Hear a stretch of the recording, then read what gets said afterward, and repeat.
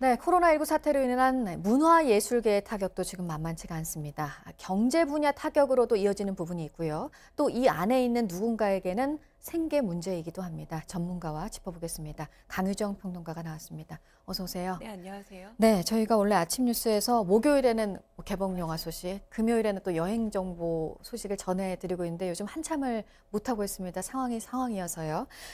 뉴스 체크의 문화 소식에서 요즘 연일 전해드리는 소식이 있어요. 이 행사가 취소됐다, 결국. 이 행사는 연기가 됐다, 이런 소식인데 요즘 뭐 워낙 생계가 막막해졌다는 분들이 많으시지만 이 분야에도 역시 그런 분들이 있으신 거잖아요. 왜냐하면 워낙에 공연이라던가 영화라던가 이 문화예술계가 대부분 이제 비정규직인 분들이 상당히 많습니다. 네. 그리고 공연에 따라서 수익이 발생하는 그 수익으로 대부분 말하는 월급을 받을 수밖에 없기 때문에 네. 공연이 취소된다라는 건 말 그대로 그냥 수입이 끊어진다, 없어진다라는 상황인데요.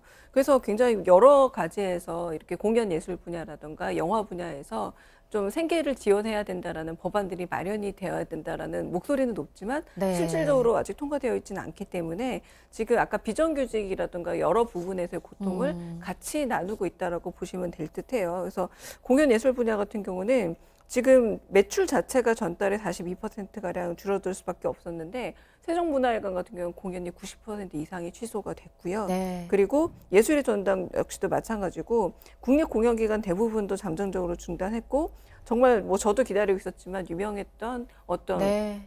그 루체른 스트링 클래식 내한 공연이라던가 여러 그런 클래식 공연도 역시 많이 취소가 됐기 때문에 결국은 모든 것들이 다 이렇게 취소된다라는 건 결국 그에 대한 영향을 차적으로 받게 맞습니다. 되는 거죠. 네네네. 그래서 이제 지역 예술인들이 일이 없다고 하고 생계가 막막하다고 하고 그래서 정부가 공연업을 특별 고용 지원 업종으로 지원을 하기도 했는데 지금 얘기가 나오고 있는 게 공연이 이달 공연뿐만 아니라 뭐 다음 달 얘기도 나오고 있고 그 다음 달 5월 공연 차질 얘기까지 나오고 있는 상황이어서요. 그 가장 문제적인 게 바로 지금 단순히 한 2주, 3주 만의 문제가 아니라는 겁니다. 네. 게다가 공연업계 같은 경우는 5월이 가족의 달이라고 해서 굉장히 많은 행사들과 공연들이 그러네요. 준비가 되어 있기 때문에 네. 그 한 해의 어떤 그 수익이 어떻게 보면 연봉 개념으로도 여겨질 수 있거든요.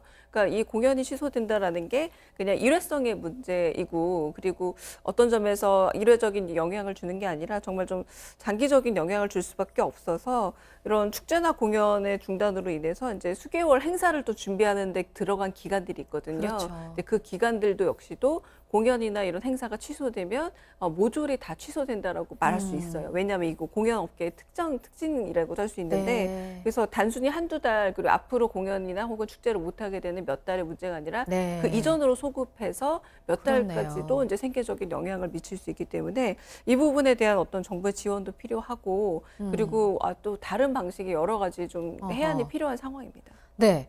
그리고 그 뮤지션들 공연이요. 특히 해외에서 공연을 많이 하는 우리 가수들 있잖아요. 맞아요. 네. 대표적으로 지금 방탄소년단이 맞아요. 네. 그렇고 K-팝 시장도 그야말로 지금 위기를 겪고 있는데 이거는 경제 손실로도 이어지는 부분이어서 또 얘기가 되고 있어요. 맞습니다. 사실 BTS 공연이 이제 취소되고 있다라고 얘기를 하고 있고 또 4월 서울 콘서트도 모두 취소가 되는데 서울 콘서트뿐만 아니라 사실 우리나라만의 문제가 지금은 또 아니잖아요. 전 세계적으로 지금 코로나19가 문제가 되고 있기 때문에 아마 이 여파가 만약에 이제 우리나라가 잠잠해진 이후라도 해외에서 계속해서 코로나19가 문제적이라면 이런 공연 취소 사태는 또 계속 이어질 수밖에 없다라는 겁니다. 그러니까 한류가 굉장히 지금 단적인 예로 영화 기생충이 아카데미 수상한 이후에 그러니까요. 재개봉을 하려고 했던 나라들이 굉장히 많았고 우리나라 역시도 그중 하나였는데 네. 재개봉을 못 하고 있는 상황이기도 미뤄졌죠. 하죠. 그러니까 네. 이 모든 것들이 영향을 미치고 결국은 그 영향이 연말쯤 되면은 굉장히 심각한 결과로 아마